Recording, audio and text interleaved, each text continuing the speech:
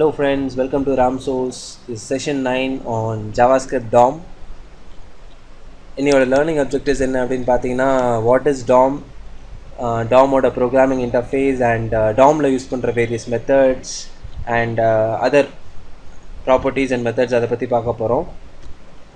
So முதல்ல what is DOM? DOMோட full form பார்த்தீங்கன்னா டாக்குமெண்ட் ஆப்ஜெக்ட் மாடல். நம்ம ப்ரீவியஸ் செஷன்ஸ் அண்ட் ப்ரீவியஸ் வீடியோஸ்லேயே பார்த்துருப்போம். பட் இந்த DOM வந்து எதுக்கு யூஸ் ஆகுது அப்படின்னு பார்த்தீங்கன்னா, DOM allows user to create access parts of the web page. அதாவது கன்சிடர் இப்போ நம்ம ஒரு HTML பேஜ் ஒன்று க்ரியேட் பண்ணுறோம்.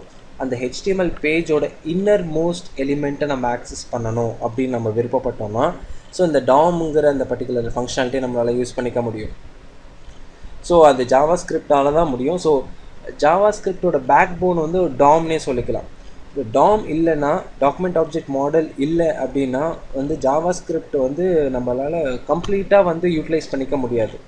So DOM plays a major role. DOM தான் ஒரு இம்பார்ட்டண்ட் ரோல் வந்து ஜாவாஸ்கிரிப்டில் வகிக்குது. அண்ட் அது மட்டும் இல்லை, இந்த browser creates DOM whenever the page is loaded. எப்பப்பெல்லாம் நீங்கள் உங்கள் வெப் பேஜை வந்து லோட் பண்ணுறீங்களோ ப்ரௌசரில், அந்தந்த சமயத்தில் என்ன ஆகும் அப்படின்னு பார்த்தீங்கன்னா, இந்த DOM வந்து உங்கள் ப்ரௌசரை ஆட்டோமேட்டிக்காக அந்த உங்கள் HTML வெப் பேஜுக்கு ஏற்ற மாதிரி அந்த DOM ஸ்ட்ரக்சரை ஆட்டோமேட்டிக்காக உங்கள் ப்ரௌசர் க்ரியேட் பண்ணிடும்.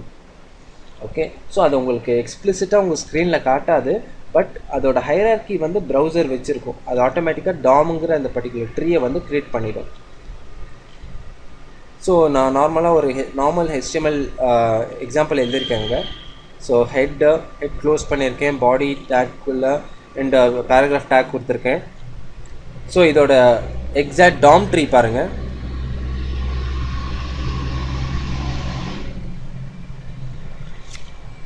இந்த DOM ட்ரீயில் பார்த்தீங்கன்னா, இப்போது HTML அது 2 சைல்டு இருக்குது, head and body. And head கீழே பார்த்தீங்கன்னா டைட்டில்ங்கிற ஒரு டேக் இருக்குது. இந்த டேக் கீழே திருப்பி மை வெப் பேஜ் அப்படிங்கிற அந்த பர்டிகுலர் டெக்ஸ்ட் இருக்குது. ஸோ அந்த மாதிரி ஒவ்வொருத்துலேயும் இப்படி பார்ட்டாக ஒரு ட்ரீ ஸ்ட்ரக்சர் மாதிரி பிரித்ததுனால இந்த இடத்துல நமக்கு முக்கியமாக கவனிக்க வேண்டியது, ஒவ்வொரு டேக்கும் வந்து ஒரு எலிமெண்ட் நோடு அப்படின்னு சொல்லுவாங்க. DOM பொறுத்தவரையும் எல்லாமே ஒரு நோடு, ஒரு ஆப்ஜெக்ட் தான். சரிங்களா? ஸோ ஒவ்வொரு டேக்கும் வந்து நம்ம இங்கே நோடு அப்படின்னு சொல்லுவோம். சரிங்களா? அண்ட் அது வந்து எலிமெண்ட் நோடு அப்படின்னு சொல்லுவோம். அண்ட் கன்சிடர் இப்போ ஒரு ஆட்ரிபியூட் கொடுக்குறோன்னு வச்சுக்கோங்க. இப்போ ஃபார் எக்ஸாம்பிள் இமேஜுங்கிற ஒரு ஆட்ரிபியூட் வந்து SRC இல்லையா? ஸோ SRC வந்து ஆட்ரிபியூட் நோடு அப்படின்னு சொல்லுவாங்க. இப்போ இந்த இடத்துல பாருங்கள், இந்த பேராகிராஃப் டேக்குள்ளே நான் HTML ப்ரோக்ராமிங்கிறது ப்ரோக்ராம்லேயும் கொடுத்துருக்கேன் இல்லையா? ஸோ இந்த HTML ப்ரோக்ராமிங் அப்படிங்கிற அந்த பர்டிகுலர் டெக்ஸ்ட் வந்து டெக்ஸ்ட் நோடு அப்படின்னு சொல்லுவாங்க. ஸோ எல்லாமே ஒரு நோடு, ஒரு ஆப்ஜெக்ட் தான். ஓகே, ஸோ நம்ம இப்போ ஒரு கொஸ்டின் வரும், ஏன் வந்து எல்லாமே ஒரு நோடு, ஒரு ஆப்ஜெக்டாக வந்து க்ரியேட் பண்ணுறாங்க அப்படின்ட்டு. ஆப்ஜெக்டாக பிரித்தா மட்டுமே தான் நம்மளால் இண்டிவிஜுவலாக நம்மளால் எலிமெண்ட்ஸ் ஆக்சஸ் பண்ண முடியும். கன்சிடர் ஆப்ஜெக்ட்ஸாக பிரிக்கலை, நோட்ஸாக பிரிக்கலை அப்படின்னா நம்மளால் ஆக்சஸ் பண்ண முடியாது. ஸோ இப்போ DOMோட ப்ரோக்ராமிங் இன்டர்ஃபேஸை பற்றி பார்ப்போம். ஸோ நான் ஆல்ரெடி சொன்ன மாதிரி HTML DOM can be access with JavaScript. So JavaScript இல்லைன்னா நம்மளால் DOMை யூஸ் பண்ண முடியாது. So in DOM all HTML elements R treated as objects R notes. இதுதான் கொஞ்சம் நேரத்துக்கு முன்னாடி நான் சொன்னேன். ஸோ எல்லா HTML எலிமெண்ட்ஸாக இருக்கட்டும், இல்லை CSS எலிமெண்ட்ஸாக இருக்கட்டும், எல்லா எலிமெண்ட்ஸுமே வந்து ஒரு ஆப்ஜெக்ட்ஸ் ஆர் நோட்ஸாக தான் வந்து ட்ரீட் பண்ணுவோம். எது நீங்கள் ஆப்ஜெக்ட்ஸ்னு சொல்லலாம், இல்லை நோட்ஸ்னு சொல்லிக்கலாம், அவங்க இஷ்டம் வந்து. And each object has properties and methods. ஒவ்வொரு ஆப்ஜெக்ட்டுக்கும் செப்பரேட்டாக ப்ராப்பர்ட்டியும் இருக்கும், மெத்தடும் இருக்கும். சரிங்களா? ஸோ இப்போ பார்த்தீங்கன்னா ஒரு டாக்குமெண்ட்னா என்ன? நம்மளோட வெப்பேஜ். சரிங்களா? நம்மளோட HTML ஃபைல் தான் டாக்குமெண்ட் அப்படின்னு சொல்லுவோம். ஸோ அந்த டாக்குமெண்ட் வந்து நான் ஆல்ரெடி சொன்ன மாதிரி டாக்குமெண்ட் நோட், ஒவ்வொரு HTML எலிமெண்ட்டும் வந்து எலிமெண்ட் நோட், HTML ஆட்ரிபியூட்ஸ் வந்து ஆட்ரிபியூட் நோட்ஸ்ன்னு சொல்லுவாங்க. அண்ட் HTML எலிமெண்ட்ஸ்குள்ளே இருக்கிற டெக்ஸ்ட். ஓகே, சரி, இப்போ டேக்குள்ளே பார்த்தீங்கன்னா லாஸ்ட் ப்ரோக்ராமிங்கில் எக்ஸாம்பிளில் வந்து HTML ப்ரோக்ராமிங் அப்படின்னு தந்திருக்கேன் இல்லையா? அது வந்து ஒரு டெக்ஸ்ட் நோட் அப்படின்னு சொல்லுவாங்க. ஸோ எல்லாமே each and every thing is known as a node. அது மட்டும் நீங்கள் கரெக்டாக ஞாபகம் வச்சுக்கணும் DOMை பொறுத்தவரையில். ஸோ DOMல மோஸ்ட் ஃபேமஸ் மெத்தட்ஸ் அப்படின்னா என்னென்னுங்க அப்படி பற்றி பார்ப்போம். ஸோ ஃபஸ்ட்டு வந்து கெட் எலிமெண்ட் பை ஐடி. இது எல்லாருக்குமே most useful and most frequently used மெத்தட்னே சொல்லலாம். ஸோ இந்த கெட் எலிமெண்ட் பை ஐடியில் வந்து it is use to retrieve and element using the specified ID attribute. Okay, so இந்த ஐடி ஆட்ரிபியூட் மூலமாக நமக்கு இந்த கன்சிடர் இப்போ நம்ம HTML வெப்பேஜில் நிறைய எலிமெண்ட்ஸ் வந்திருக்கும். இப்போது நிறைய எலிமெண்ட்ஸ் வந்ததால் நான் யூனிக்காக ஒரே ஒரு எலிமெண்ட்டை நான் ஐடென்டிஃபை பண்ணணும். ஸோ அப்போ ஐடென்டிஃபை பண்ணணும் அப்படின்னா வந்து நான் அதுக்கு ஐடி அட்ரிபியூட் தர வேண்டும் இல்லைங்களா. ஸோ இப்போ அந்த ஐடி அட்ரிபியூட் தந்தேன் அப்படின்னா நான் டாமில் அந்த ஐடி அட்ரிபியூட் எப்படி நான் ரெஃபர் பண்ணுறது, அந்த பர்டிகுலர் எலிமெண்ட்டை நான் எப்படி டாமில் ஜாவா ஸ்கிரிப்டில் நான் எப்படி ரெஃபர் பண்ணுறது அப்படின்னா இந்த கெட் எலிமெண்ட் பை ஐடிங்கிற அந்த மெத்தட் மூலமாக நான் ரெஃபர் பண்ணிக்கலாம். எதை ரெஃபர் பண்ணலாம் அப்படின்னு பார்த்தீங்கன்னா எந்த யூனிக் எலிமெண்ட்டை நான் ஐடென்டிஃபை பண்ணணும்னு விருப்பப்படுறேனோ அந்த எலிமெண்ட்டை. சரிங்களா. அண்ட் நெக்ஸ்ட்டு ஃபேமஸ் மெத்தட் என்ன அப்படின்னு பார்த்தீங்கன்னா get elements by class name. அதாவது ஐடி அட்ரிபியூட் மட்டும் தான் யூஸ் பண்ண முடியுமா அப்படின்னா இல்லை, கிளாஸ் அட்ரிபியூட் இருக்கு இல்லையா, கிளாஸ் அட்ரிபியூட்டோட யூஸ் பண்ணிக்கலாம். ஆனால் ஒரு வித்தியாசம் என்னன்னு கேட்டிங்கன்னா கெட் எலிமெண்ட்ஸ்ன்னு தரணும், இந்த இடத்துல எலிமெண்ட்டுன்னு தரக்கூடாது. அண்டு கிளாஸ் நேம்ங்கிற அந்த பர்டிகுலர் வேர்டு தரணும். ஸோ இது கூட ஒரு ஃபங்க்ஷன் தான், பட் இந்த ஃபங்க்ஷனுக்கு வந்து ஐடி அட்ரிபியூட் யூஸ் ஆகாது, கிளாஸ் அட்ரிபியூட் மட்டும்தான் யூஸ் ஆகும். அண்ட் மூணாவது என்ன அப்படின்னு பார்த்தீங்கன்னா get elements bye take name. Consider sir எனக்கு ஐடி அட்ரிபியூட்டும் வேணாம் கிளாஸ் அட்ரிபியூட்டும் வேணாம் சார், நான் என்ன டேக்கு அந்த பர்டிகுலர் ஃபங்க்ஷனுக்குள்ளே ஸ்பெசிஃபை பண்ணுறனோ அந்த டேக்கு நான் வந்து ஐடென்டிஃபை பண்ணி நான் என்னோடய ஸ்டைல்ஸோ இல்லை ஃபங்க்ஷனாலிட்டியோ நான் தர விருப்பப்படுறேன் அப்படின்னா அந்த டேக் நேமை வந்து நீங்கள் கொடுத்துக்கலாம். சரிங்களா. ஸோ இது எல்லாத்துக்குமே நான் வந்து ஒரு ப்ரோக்ராமிங் எக்ஸாம்பிள் சொல்கிறேன். ஸோ இன்னும் உங்களுக்கு தெளிவாக புரியும். நான் let's go back to the program. So நம்ம இப்போ ஒரு ப்ராக்டிக்கல் எக்ஸாம்பிள் பற்றி பார்ப்போம். ஸோ நான் ஆல்ரெடி ஒரு கோடு க்ரியேட் பண்ணி வச்சுருக்கேன். ஸோ நான் அதை Notepad++ல் ஓப்பன் பண்ணுறேன். ஸோ இப்போது இந்த ப்ரோக்ராமில் பார்த்தீங்கன்னா நம்ம பாடி செக்ஷன்லேருந்து வரும். இந்த பாடி செக்ஷனில் ஒரு டிப் டேக் ஒன்று க்ரியேட் பண்ணியிருக்கேன். ஸோ இந்த டிப் டேக் வந்து ஒரு ஐடி அட்ரிபியூட் தந்து அதுக்கு D1 அப்படின்னு தந்திருக்கேன். அண்ட் ஸ்டைல் வந்து பேக்ரவுண்ட் கலர் வந்து red, height 100 pixels width 100 pixels தந்திருக்கேன். So margin left, margin top இதெல்லாம் எதுக்கு தந்திருக்கேன் அப்படின்னு பார்த்தீங்கன்னா உங்களுக்கு சென்டர் பொசிஷனில் வரும். அது ஆக்சுவலி லெஃப்ட்டில் 500 பிக்சல்ஸ் விட்டு சும்மா ஜஸ்ட் ஃபார் ஸ்டைலிங் பர்பஸ் தான். ஸோ இது ஒன்றும் அவ்வளோ இம்பார்ட்டண்ட் ஒன்றும் கிடையாது. அண்ட் இதில் இம்பார்ட்டன்ட் கவனிக்க வேண்டியது என்ன அப்படின்னு பார்த்தீங்கன்னா ஆன் கிளிக் ஈவெண்ட் தந்திருக்கேன். ஸோ ஆன் கிளிக் ஈவெண்ட்டில் வந்து கால் மீ அப்படின்னு வந்திருக்கு. ஸோ கால் மீ வந்து ஒரு யூசர் டிஃபைன் ஃபங்க்ஷன், ஆல்ரெடி நான் இந்த ஃபங்க்ஷனை க்ரியேட் பண்ணிட்டேன். ஸோ இந்த கால் மீக்குள்ளே வந்து டாக்குமெண்ட் டாட் முக்கியமாக கவனிக்க வேண்டியது get element by ID. So அந்த கெட் எலிமெண்ட் பை ஐடி நான் ஆல்ரெடி நான் என்ன சொன்னேன், உங்கள் டாக்குமெண்ட்டில் எவ்வளவோ டிப் டேக் இருக்கும் பாருங்கள். நான் ஃபஸ்ட் இங்கே ஒரு டிப் டேக் க்ரியேட் பண்ணியிருக்கேன், அடுத்தது இங்கே ஒரு டிப் டேக், மூணாவது டிப் டேக், மொத்தம் 3 டிப் டேக் க்ரியேட் பண்ணியிருக்கேன் இந்த டாக்குமெண்ட்டில். பட் நான் வந்து ஃபஸ்ட்டு டிப் டேக்கை மட்டும் நான் ஐடென்டிஃபை பண்ணி அதுக்கு சர்டைன் ஸ்டைலிங் நான் தரணும், அதுக்கு சர்டைன் ஃபங்க்ஷனாலிட்டி நான் தரணும் அப்படி நான் விருப்பப்பட்டேன்னா அதுக்கு நான் ஐடென்டிஃபை பண்ணுறதுக்கு எனக்கு ஒரு ஃபங்க்ஷன் வேணும் இல்லையா. அந்த ஃபங்க்ஷன் வந்து கெட் எலிமெண்ட் பை ஐடி அப்படின்ட்டு சொல்கிறேன். ஸோ அந்த ஃபங்க்ஷனுக்குள்ளே நான் ஆர்குமெண்ட்டாக என்ன பாஸ் பண்ணுறேன் அப்படின்னு பார்த்தீங்கன்னா என்னோட டிப் டேக்கோட ஐடி அட்ரிபியூட். ஸோ அதோட வேல்யூ எவ்வளோ D1 அப்படின்னு வந்திருக்கேன். ஸோ அந்த D1 வந்து நான் இங்கே பாஸ் பண்ணுறேன். ஓகே. ஸோ அதுக்கப்புறமா டாட் ஸ்டைல். அண்ட் இதில் முக்கியமாக கவனிக்க வேண்டியது பொதுவாக ஆப்ஜெக்ட் ஓரியன்டட் ப்ரோக்ராமிங்கில் பார்த்தீங்கன்னா நம்ம எல்லாத்துக்குமே ஒரு டாட் யூஸ் பண்ணுவோம். எதுக்கு அப்படின்னா ஆக்சஸ் பண்ணுறதுக்கு த இன்னர் மோஸ்ட் எலிமெண்ட். இப்போ ஜாவாவில் கூட பார்த்தீங்கன்னா ஆப்ஜெக்ட் டாட் மெத்தட்ஸ் அப்படி ஆப்ஜெக்ட் டாட் மெம்பர்ஸ் அப்படின்னு தான் யூஸ் பண்ணுவோம். ஓகே. ஸோ ஏன் ஆப்ஜெக்ட் டாட் யூஸ் பண்ணுறோம் அப்படின்னு பார்த்தீங்கன்னா to access the members of the particular class, அதுக்கு தான் டாட் யூஸ் பண்ணுவோம் இல்லையா, மெம்பர் ஆப்ரேட்டர் அப்படின்னு சொல்லுவோம். சேம் கான்செப்ட் தான் இங்கேயும். இங்கே எல்லாமே ஒரு ஆப்ஜெக்ட் தான். ஸோ இந்த ஆப்ஜெக்டில் இருக்கிற ஒரு ஆட்ரிபியூட்ஸாக இருக்கட்டும், அந்த ஆட்ரிபியூட்டுக்கு உண்டான வேல்யூவாக இருக்கட்டும் ஆக்சஸ் பண்ணுறதுக்கு நமக்கு இந்த டாட் ஆப்ரேட்டர் தேவை. ஸோ டாட் ஸ்டைலுங்கிற நம்ம ஸ்டைலில் அட்ரிபியூட் யூஸ் பண்ணுறோம் இல்லையா, ஸ்டைல் அட்ரிபியூட் அதோட பேக்ரவுண்ட் கலர் வந்து ப்ளூ செட் பண்ணு அப்படின்னு நான் சொல்கிறேன். ஸோ ஆல்ரெடி என்னோட அந்த டிப் டேக்கோட பேக்ரவுண்ட் கலர் பார்த்திங்கன்னா ரெட்டு. ஆனால் நான் இந்த இடத்துல என்ன சொல்கிறேன், எப்போல்லாம் அந்த யூசர் வந்து அந்த டிப் டேக்கில் கிளிக் பண்ணுறாரோ அவருக்கு பேக்ரவுண்ட் கலர் ரெட்லேருந்து பேக்ரவுண்ட் கலர் ப்ளூவாக மாற்றிடு அப்படின்னு நான் சொல்கிறேன். ஸோ சார் அது எப்படி ஐடென்டிஃபை பண்ணுறது அப்படின்னு கேட்டோம்னா இந்த ஐடி அட்ரிபியூட் மூலமாக அந்த ஐடியை பாஸ் பண்ணுறேன். சரிங்களா. ஆனால் இதில் முக்கியமாக கவனிக்க வேண்டியது நீங்கள் கெட் எலிமெண்ட் பை ஐடியில் ஐடி இருக்குது பார்த்தீங்களா இந்த லாஸ்ட்டில், அது வந்து நீங்கள் ஸ்மாலர் கேஸில் தான் தரணும். கேபிட்டல் கேஸில் தந்தீங்கன்னா உங்களுக்கு ஒர்க் அவுட் ஆகாது. நான் ஸ்லைட்ஸில் எது கேபிட்டல் கேஸில் தந்திருக்கேன் அப்படின்னா நான் ஸ்மாலர் கேஸில் தந்தேன்னா நீங்கள் வந்து அதை பை மிஸ்டேக்கை தப்பாக புரிஞ்சுக்கலாம் இல்லையா. இது வந்து ஒரு கீவேர்டு இல்லை, ஒரு நார்மல் தான் அப்படின்னு புரிஞ்சுக்கலாம் இல்லையா. நான் அந்த இது ஹைலைட் பண்ணுறதுக்காக வேண்டி தான் அங்கே கேபிட்டலில் தந்திருக்கேன். பட் அது தவிர வேறு எந்த நோக்கமும் இல்லை. நான் அதுக்கு பதிலாக இங்கே ஸ்மாலில் தந்திருக்கேன். ஆக்சுவலாக நீங்கள் ஸ்மாலில் தான் தரணும். ஓகே.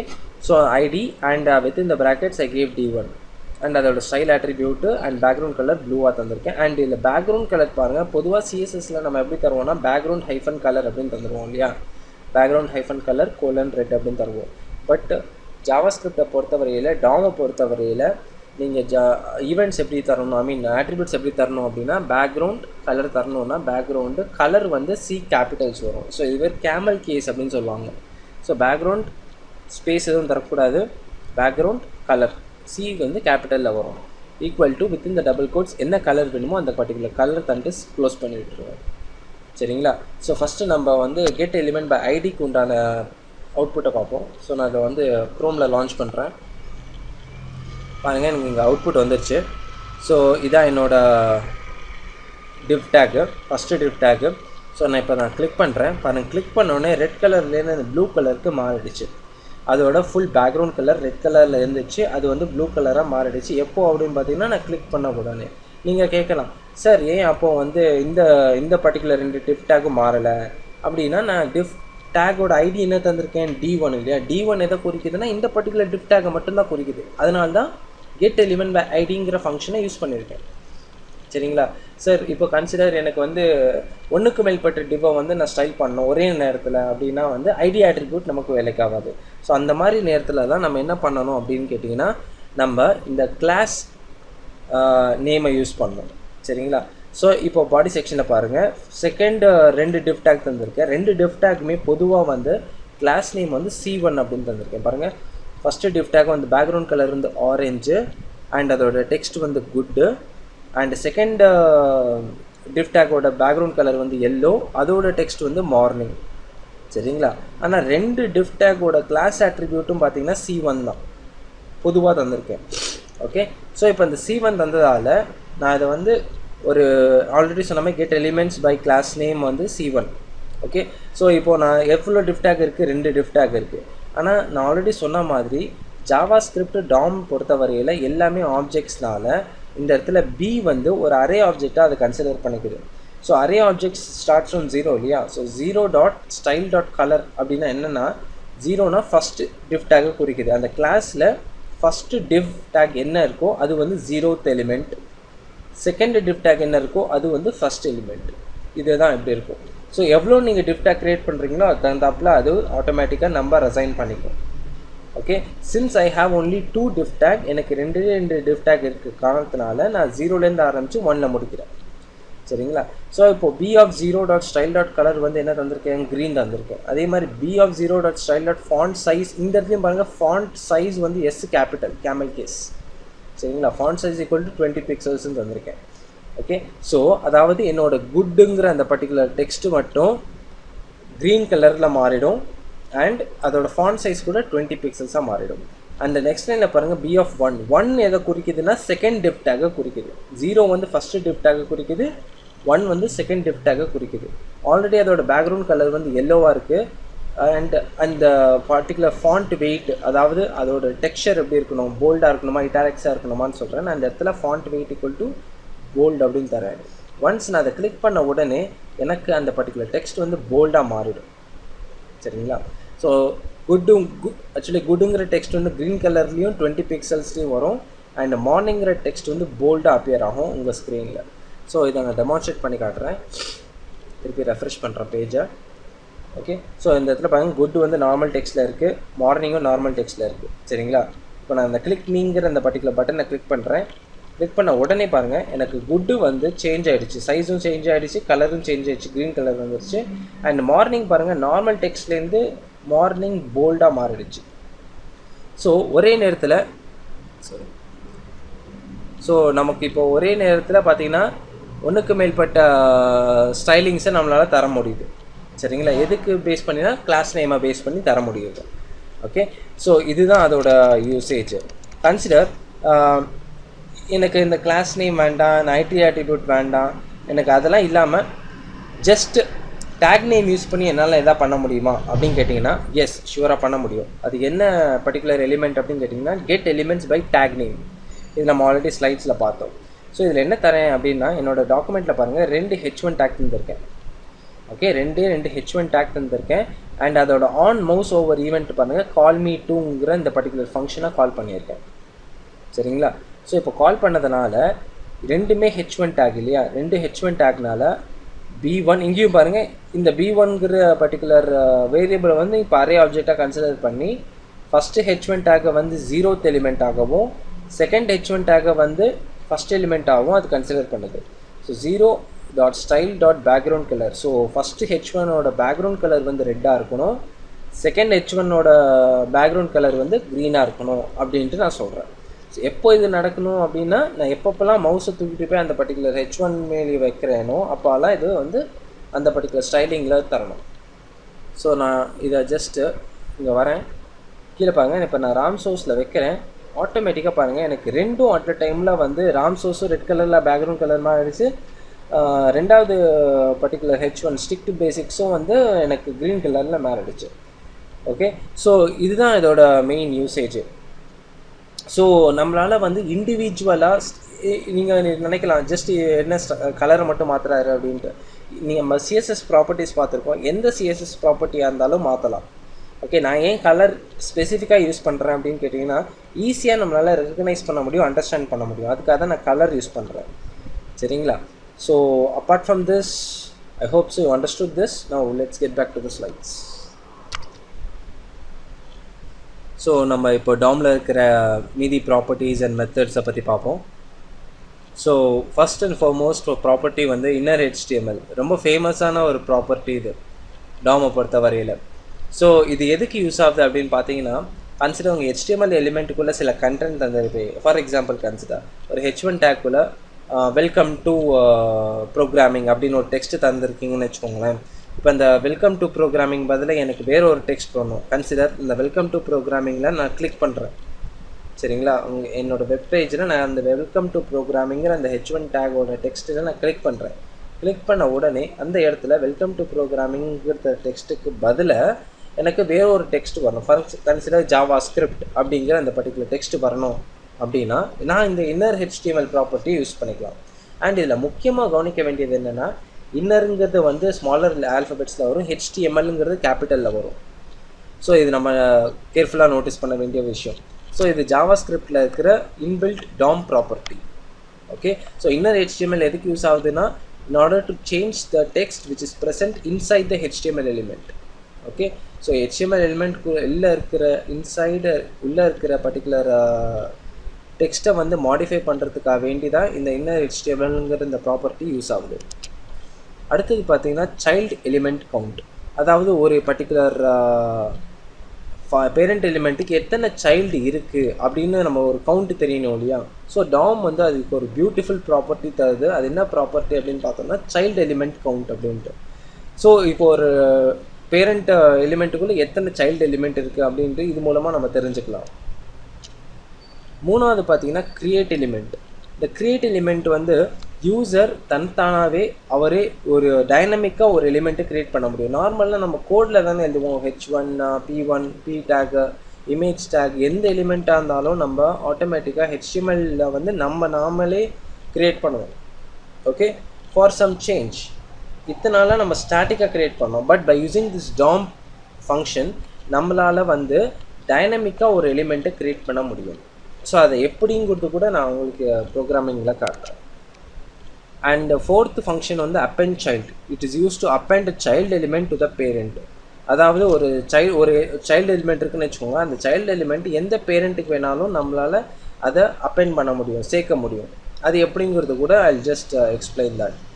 ஓகே, ஸோ இதுக்கு எல்லாத்துக்கு ஏற்ற மாதிரி ஒரு எக்ஸாம்பிள் பார்ப்போம். எக்ஸாம்பிள் பார்த்துட்டு நம்ம திருப்பி ஸ்லைட்ஸ்க்கு வருவோம். ஃபைன், நம்ம இப்போ ஒரு ப்ராக்டிக்கல் எக்ஸாம்பிளை பற்றி பார்ப்போம். ஸோ நான் ஆல்ரெடி ஒரு கோடை க்ரியேட் பண்ணி வச்சுருக்கேன். ஸோ இப்போ இந்த கோடில் பார்த்தீங்கன்னா என்னோடய ஹெட் செக்ஷனில் வந்து நான் ஒரு ஃபங்க்ஷன் க்ரியேட் பண்ணியிருக்கேன், யூசர் டிஃபைன் ஃபங்க்ஷன் கால்மிங்கிற பர்டிகுலர் ஃபங்க்ஷன்.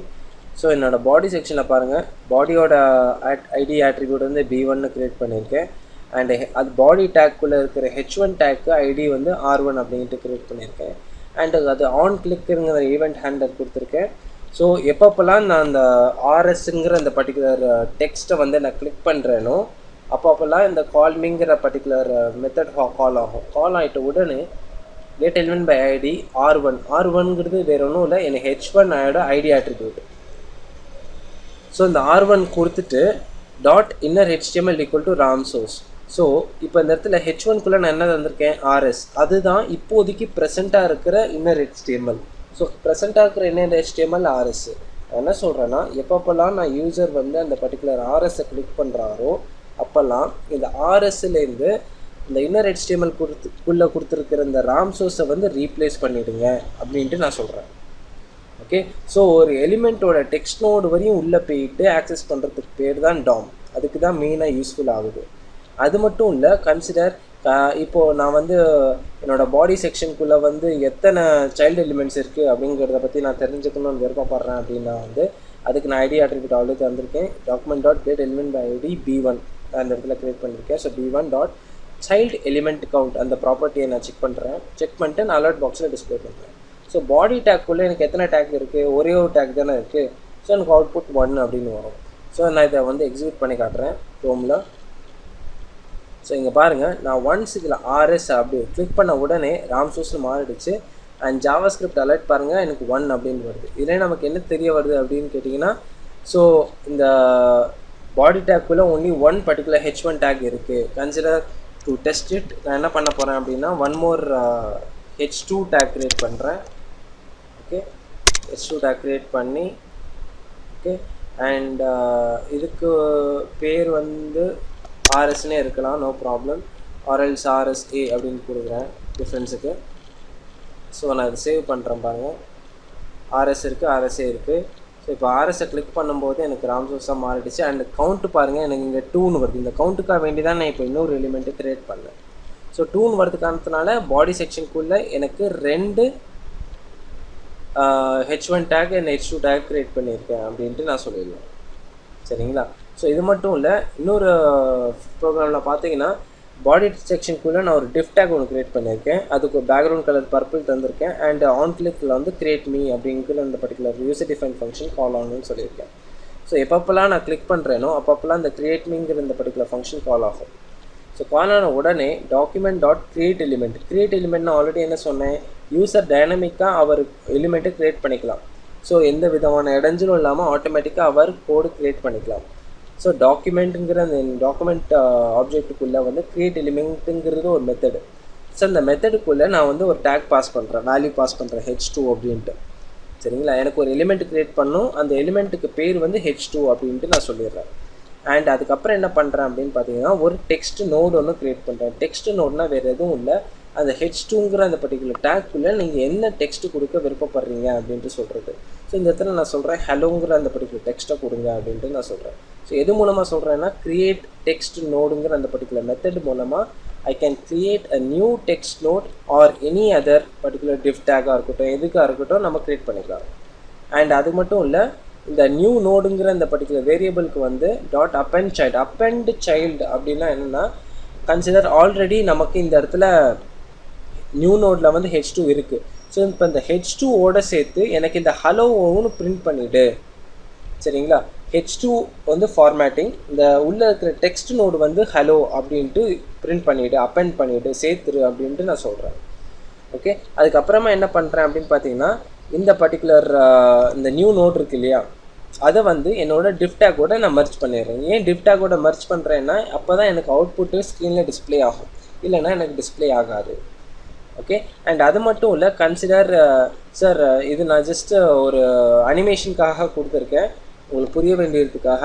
ஸோ எப்பப்பெல்லாம் நான் அந்த mouse on click event click பண்ணுறேனோ அப்பப்போல்லாம் என்னோடய டிஃப் டேக் வந்து இன்க்ரீஸ் ஆகிட்டே இருக்கும். அது எப்படி இன்க்ரீஸ் பண்ணுறேன் அப்படின்னு கேட்டிங்கன்னா சேம் ஸ்டைல் டாட்ஸ் ஹைட் ப்ராப்பர்ட்டியை வந்து ஒரு வேரியபிளை வாங்கிட்டு அந்த வேரியபிளை வந்து இன்டிஜராக கன்வெர்ட் பண்ணி +40 ஆட் பண்ணுறேன். ஆட் பண்ண எனக்கு அந்த பர்டிகுலர் ஹைட் மட்டும் இன்க்ரீஸ் ஆகிட்டே இருக்கும். கரண்ட் ஹைட்லேருந்து எப்பப்பெல்லாம் நான் கிளிக் பண்ணுறேனோ 40 பிக்சல்ஸ் இன்க்ரீஸ் ஆகிட்டே இருக்கும். ஓகே, ஸோ நான் இப்போ உங்களுக்கு எக்ஸிக்யூட் பண்ணி காட்டுறேன். ஸோ இப்போ இந்த இடத்துல ஒரு டிஃப் டேக் வந்துருச்சு இல்லையா. ஸோ இப்போ அந்த டிஃப் டேக்குள்ளே நான் கிளிக் பண்ணுறேன். கிளிக் பண்ணும்போது ஹலோன்னு வருதா, அடுத்த பாட்டி வருங்க ஹலோ. நான் கிளிக் பண்ண எனக்கு ஒரு எலிமெண்ட் ஆகிட்டே வரும். ஸோ இதுக்கு ஒரு எண்டே கிடையாது, there is no end for it. நான் எப்பப்பெல்லாம் க்ரியேட் எலிமெண்ட்டுங்க அந்த பர்டிகுலர் மெத்தடை கால் பண்ணுறோம் அப்பப்போல்லாம் இந்த பர்டிகுலர் டெக்ஸ்ட் எனக்கு டிஸ்பிளே ஆகும். ஓகே. ஸோ எனக்கு இதனால் வந்து ஜாவா ஸ்கிரிப்டில் எனக்கு ஓனாக க்ரியேட் ஒரு எலிமெண்ட்டை வந்து என்னால் க்ரியேட் பண்ணிக்க முடியும். Okay, I hope you understood this. Now let's get back to the slides. So other properties and methods of DOM என்னன்னு பார்த்தீங்கன்னா ரிமூவ் சைல்டு மெத்தட். ஸோ பேருக்கு ஏற்ற மாதிரியே ரிமூவ் சைல்டு அப்படின்னா ஒரு பேரண்ட் எலிமெண்ட்டுக்குள்ளே என்னென்ன சைல்டெல்லாம் இருக்கோ அதெல்லாம் டெலீட் பண்ணுறதுக்காக தான் இந்த ரிமூவ் சைல்டுங்கிற இந்த பர்டிகுலர் மெத்தடை நம்ம யூஸ் பண்ணுறோம். அடுத்தது பார்த்திங்கன்னா க்ரியேட் ஆட்ரிபியூட். ஸோ இத்தனை நேரம் நம்ம க்ரியேட் எலிமெண்ட் பார்த்தோம், க்ரியேட் டெக்ஸ்ட் நோட் பார்த்தோம் இல்லைங்களா. So for the first time we can even create attributes கூட நம்மளால் க்ரியேட் பண்ணிக்க முடியும். ஸோ ஆட்ரிபியூட்ஸ்னால் என்ன?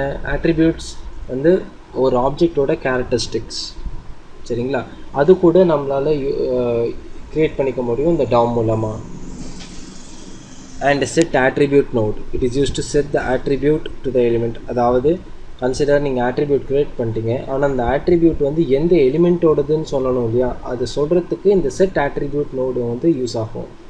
ஸோ இந்த ஃபங்க்ஷனாலிட்டிஸ் எவ்ரி திங் நான் வந்து எக்ஸாம்பிளில் சொல்கிறேன், பட் பிஃபோர் தட் ஜஸ்ட் ஒரு ஸ்னிப்பெட்டுக்காக நான் உங்கள்கிட்ட சொல்லிட்டுருக்கேன். அடுத்தது பார்த்திங்கன்னா next element sibling use to return the next element after the current element.